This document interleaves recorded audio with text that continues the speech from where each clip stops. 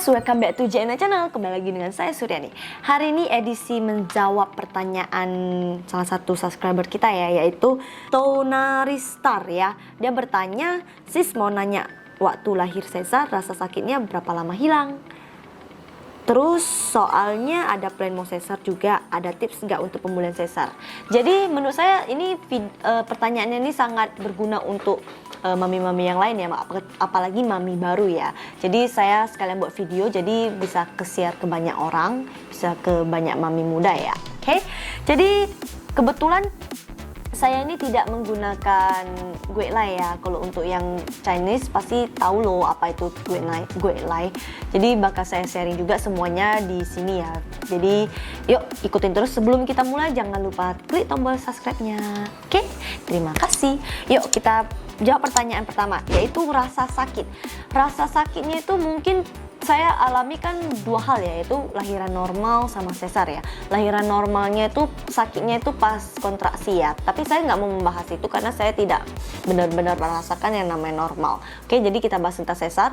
Kalau yang sesar itu sakitnya itu pas setelah selesai, jadi nggak pas satu hari itu juga. Contohnya nih, kalau bisa kalian lihat di video pas proses lahiran kan ada tuh Bang James kerekam pas babynya di samping kita yang kita foto itu.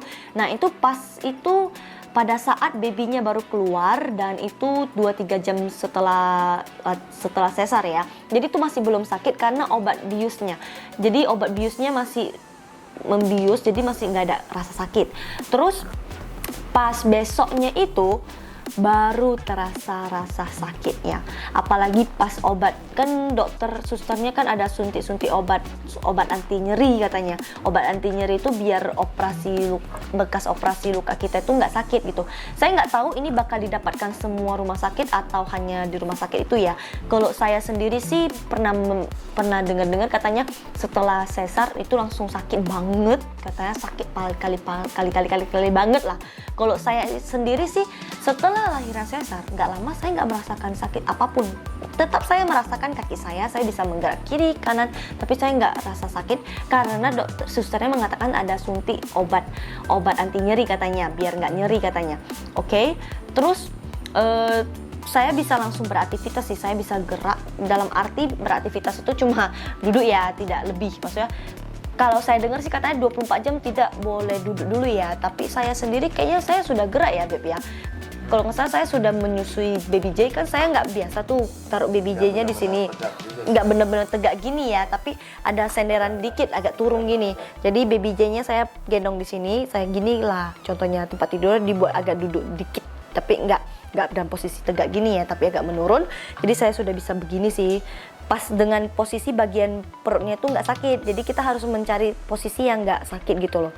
Terus mereng ke kiri, mereng ke kanan, saya nggak terbiasa mereng ke kiri, mereng ke kanan karena masih agak nyeri-nyeri gimana gitu, tapi nggak sakit banget, tapi cuma nyeri dikit-dikit doang. Saya agak takut sih, lebih tepatnya saya takut karena kita menjust bahwasannya kayak mana ya, kita suggest diri sendiri, oh kok ke kiri sakit, oh ke kanan sakit, jadi harus tegak.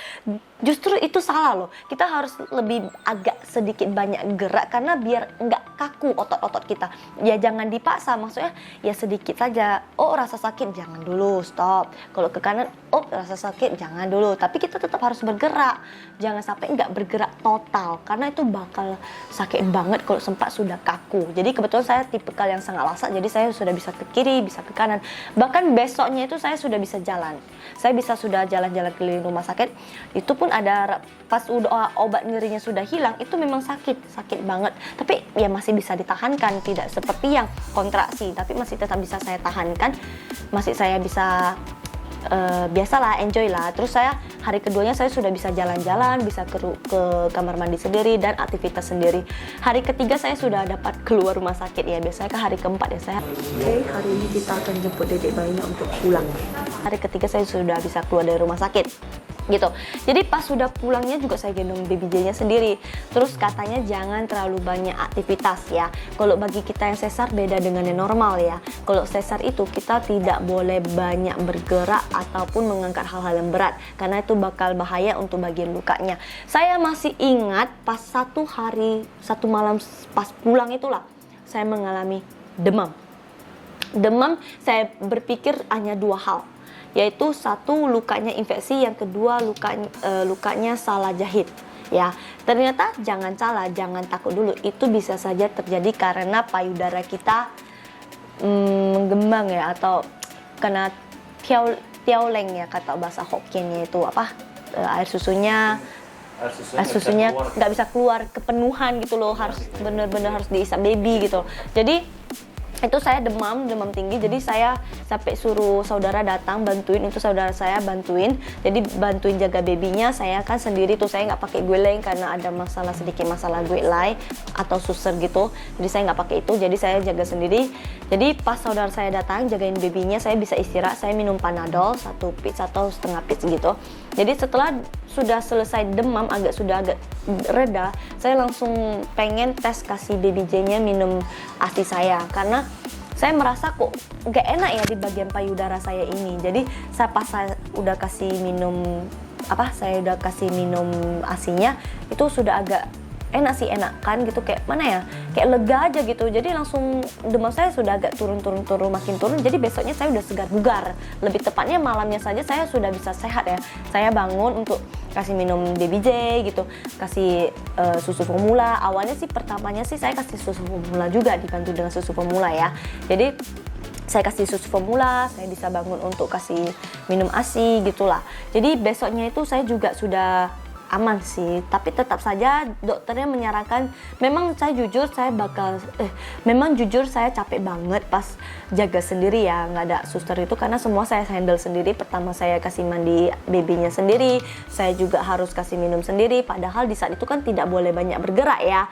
Tapi nggak apa-apa, menurut saya worth it sih, karena saya bisa mengenali sifat baby saya sendiri ya. Maksudnya dalam arti dia dalam 2 minggu saja, malam-malam aja sudah bisa kayak mana ya, dia hanya nangis untuk minum susu. Kebetulan baby J-nya sangat pengertian banget. Kenapa? Dia hanya bangun saat haus saja, jadi pas itu lanjut tidur. Jadi saya nggak kerepotan jaga harus keliling-keliling lagi gitu loh.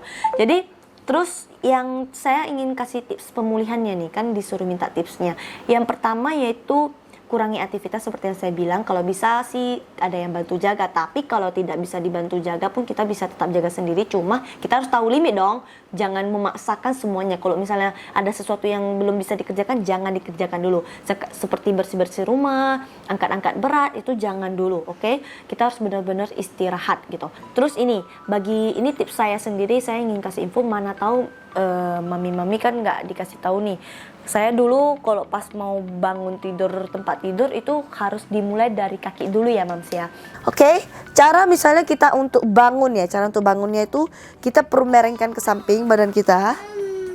Merengkan ke samping. Jika sudah mereng, kaki kita turun. Jika sudah turun, tinggal dorong ke atas. Ini cara yang paling nggak sakit, oke? Oke, jadi saya akan perhatikan bagaimana cara untuk tidurnya ya. Pertama-tama kita duduk dulu. Setelah kita duduk, kita rebahan, tapi kita harus bisa merasakan sakit nggak gitu. Kok sakit ya jangan dipaksa gitu. Jadi kita gini pelan-pelan tidur. Pelan-pelan, kita pastikan perut kita nggak sakit. Nah oke, pelan. Jika sudah, baru angkat kaki kita. Maaf, lepas. Oke. Jika sudah, baru kita angkat kaki kita satu perlahan, turunkan, baru turunkan. Nah, begini adalah cara untuk biar nggak sakit. Jadi caranya begitu. Yang kedua adalah kelola emosi ya. Pas kita selesai melahirkan, apalagi anak pertama, kita emosi kita sangat nggak stabil ya, karena hormon kita terkacau-kacau lebih tepatnya. Jadi kita tuh bisa tiba-tiba sedih sendiri, tiba-tiba bahagia sendiri, tiba-tiba itu sendiri. Jadi saya pada saat itu mengalami namanya baby blues. Jadi kalau bagi yang ingin tahu tentang apa itu baby blues, nanti saya bakal saya bakal buat video satu khusus untuk membahas tentang baby blues. Oke? Saya mengalami baby blues itu, saya benar-benar seperti orang gila ya, lebih tepatnya ya. Saya stres, saya merasa takut sendiri, saya khawatirnya berlebihan banget. Bahkan saya nggak bisa tidur loh. Saya detak jantungnya berdebar-debar gitu, saya nggak bisa tidur, nggak tenang. Bahkan saya sampai tidur di samping anak saya pegang tangannya, saya baru bisa tidur. Oke? Jadi itu tipsnya itu bagaimana kita harus bisa menceritakan semua apa saja perasaan kita ke suami. Jadi bagi kalian yang suaminya belum nonton video ini, suruh nonton ini video ini, karena saya ingin menceramai suami Anda. Enggak lah, maksudnya saya ingin memberitahukan kepada suami Anda, istri Anda sedang kesusahan, istri Anda sedang betul-betul membutuhkan Anda lah ya, karena tidak ada lagi yang bisa diandalkan selain Anda gitu loh, maksudnya selain suami kita sendiri gitu, karena hanya suami kita sendiri yang bisa kita curahkan isi hati kita. Kita harus menceritakan apapun, bagaimanapun, jangan anggap remeh, karena baby blues ini sangat-sangat berbahaya kalau dianggap remeh ya. Kita harus mencurahkan semua isi hati kita, kita harus jelaskan apa yang terjadi gitu. Seperti saya dulu kan menceritakan sampai saya nangis, sampai saya jerit-jerit, sampai saya loncat-loncat, padahal masih luka loh itu, saya loncat-loncat loh. Karena saking stresnya saya juga nggak ngerti kenapa saya bisa begitu. Kalau diingat-ingat kembali saya juga malu sendiri sih sebenarnya. Tapi memang kita nggak bisa kontrol sih, itu memang agak susah sih, karena itu kan masalah masalah emosional kita ya. Jadi ingat, harus cerita ke suami kita, apapun itu harus cerita. Jadi bagi suami harus pengertian. Oke, kita lanjut, kenali tanda-tanda darurat ya. Contohnya darurat dalam arti pertama nih kayak demam. Demamnya beda, bukan demam karena tiauleng atau air susunya nggak bisa keluar ya, tapi demam yang bener-bener sesuatu demam gitu loh. Mungkin demamnya karena atau nyeri di bagian luka kita tuh nyut atau ada mengalami pembengkakan atau keluar nanah. Itu harus langsung tanya ke dokter, mungkin ada masalah dengan lukanya ya. Tapi mungkin kalau terkompres mungkin kan kita nggak bisa tahu ya. Tapi kalau misalnya ada rasa nyut nyeri banget di bagian luka kita tuh, kita udah harus waspada ya. Kita udah harus was-was. Kalau dalam 1 hari masih tidak reda, udah harus boleh tanya dokter sih menurut saya. Terus apalagi mengalami sesak atau bengkak di kaki mungkin ada sebagian wanita yang tetap masih bengkak pas setelah lahiran. Tapi kalau bengkaknya itu nyeri, itu harus diwaspadai ya, harus ditanya ya, jangan sepele lah tentang kesehatan. Oke, kita lanjut. Nah, saran saya sih, kita setelah melahirkan kan diperban tuh luka kita. Perbannya itu saran saya sih menggunakan perban tahan air ya. Kebetulan untungnya suster saya itu baik, dia menggunakan perban tahan air. Jadi kita tetap bisa beraktivitas. Contohnya kayak mau mandi pun, kebanyakan Chinese sih nggak dikasih mandi ya. Tapi kalau mau mandi, mau lap-lap badan pun lebih aman gitu loh. Nggak mesti buka ganti perban. Ganti perban itu kalau nggak salah saya 1 minggu atau 2 minggu setelah itu baru ganti perban gitu loh. Jadi saya nggak usah buka tutup perban, kan lebih mengerikan ya. Mau rawat baby J, mau rawat tubuh kita sendiri lagi ya kan capek. Jadi mending itu pakai perban yang tahan air sih menurut saya, saran saya. Oke, selanjutnya tips ini mungkin sangat berfungsi sekali karena saya mengalaminya sendiri. Penyisaan yang sangat sakit itu yaitu pertama adalah batuk, bersin, dan tertawa. Tertawa yang paling menyedihkan sih. Kita pas selesai sesar kita nggak bisa ketawa ya. Saya masih ingat itu pertama kali baby J-nya dikeluarkan dan papanya buat ketawa. Sakitnya itu, sakit nahannya, pengen ketawanya, aduh susah banget, itu sakit banget loh. Saya masih ingat kayak mana rasanya, saya mau nangis, mau ketawa bergabung secara langsung ya. Jadi kok saran saya pas setelah lahiran, pas setelah sesar, jangan tertawa. Suruh suami jangan keluarkan muka lucu ataupun muka bego ya, karena muka suami saya muka bego kemarin gini dia, kenapa nggak ketawa. Jadi batuk juga termasuk sih. Saya pernah bersin batuk sama lah ya aturannya. Kalau pas bersin tuh saya tipsnya sih angkat kaki satu sih, itu kakak saya ajarin. Pertama saya pikir itu nggak mungkin lah ya, tapi pas saya bersin bener-bener saya tes angkat kaki, soalnya kalau pas nggak saya angkat kaki itu sakit banget, aduh sakit banget. Tapi pas setelah saya angkat kaki pas bersin nggak beberapa sakit. Jika kita batuk atau bersin, caranya gampang aja sih. Angkat kaki kita satu, hacu. Coba kita praktekkan dulu sebelum melahirkan atau apa. Coba kalian tes kayak gini, hacu. Pasti tekanan di sininya lebih dikit daripada di sini, kita tekanannya di sini. Ataupun batuk, nah, batuknya kita di sini, bukan di sini. Tapi kalau kita kayak gini atau batuk, pasti kena kontak sampai ke bawah. Jadi mana tahu tips ini bermanfaat untuk kalian, sekalian boleh coba sih. Pas saya mau bersin kalian angkat kaki satu, haciu gitu loh, lebih nggak sakit sih. Coba lah nanti kalian tes sendiri ya. Oke, jangan konsumsi obat sembarangan. Jangan konsumsi obat sembarangan. Jadi kalau misalnya kita mau konsumsi obat yang lain, lebih baik kita tanya ke dokter kita dulu. Boleh nggak sih dok mengkonsumsi obat ini? Jangan langsung asal-asalan konsumsi ya. Contohnya saya kemarin itu kan demam tuh. Saya telepon dulu nih, suami saya telepon dulu nih ke dokternya, dok boleh minum Panadol nggak? Soalnya kan dia demam nih. Kalau dibiarkan terus kan nggak bisa sembuh dong. Jadi dokternya menyarankan boleh tapi setengah pil kalau nggak salah. Jadi harus tanya dulu ke dokter kita ya. Karena saya juga bukan dokter, saya lebih baik kalian tanya ke dokter kalian. Oke? Lanjut. Ini pertanyaan yang mungkin bakal ditanyain banyak orang ya, atau mungkin kalian bakal cari di YouTube yang lain, karena saya dulu juga begitu.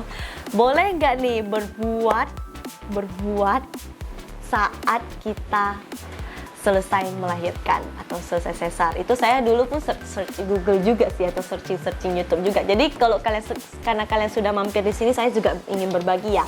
Kita boleh melakukan itu setelah masa nifas kita selesai ya, atau artinya kayak kita kan masih keluar darah tuh di bagian bawah tuh. Jadi jangan langsung dong, kan jorok. Tapi bagi kalian nggak tahan sih, mending ditahan dulu deh ya. Karena gimana gitu, pasti kalian ya suami harap maklum dong, karena istri kan udah capek-capek melahirkan, itunya masih berdarah, kalian asal masuk aja kan, kasihan ceweknya nih, kasihan istrinya. Jadi suami harus pengertian nih. Video ini cocok nih untuk suami kita untuk suami kita nonton ya. Jadi mohon maaf para suami, kalian harus menunggu sampai istrinya siap dulu ya. Apalagi emosinya masih belum stabil kan, kasihan tuh. Jadi Oke, tunggu sampai masa nifas kita selesai, sampai darah kita sudah bersih, luka kita sudah nggak beberapa nyeri, atau lebih tepatnya luka kita sudah aman lah. Itu biasanya sih, kalau nggak salah saya lupa, kayaknya 3 minggu atau 4 minggu setelahnya ya, atau 1 bulan kali ya. 1 bulan nggak ya? Lupa ya. Jadi tunggu. Nanti kita cantumkan ya. Saya sudah agak-agak lupa ya. Jadi pas setelah kita sudah siap lah gitu, baru kita boleh melakukan itu. Jadi nggak masalah sih, nggak bahaya. Terus pasti ada pertanyaan juga ini, mesti pakai pengaman atau enggak? Nah itu sih saran saya, lebih baik pakai saja ya. Kok bisa melenceng sampai segitu ya? Aduh sorry, maaf. Mungkin itu saja, nanti baru kita bahas lagi dengan yang lain. Untuk kalian yang tertarik untuk video itu, nanti kita ajak dokter untuk untuk membahas, untuk konsultasi tentang ini. Jadi jangan lupa subscribe, jadi kita bisa lanjutkan ke video selanjutnya. Oke? Jadi jangan lupa subscribe, like, komen, dan share. Jika video ini bermanfaat, jangan lupa like. Oke? Jadi tunggu video kami selanjutnya. Bye-bye!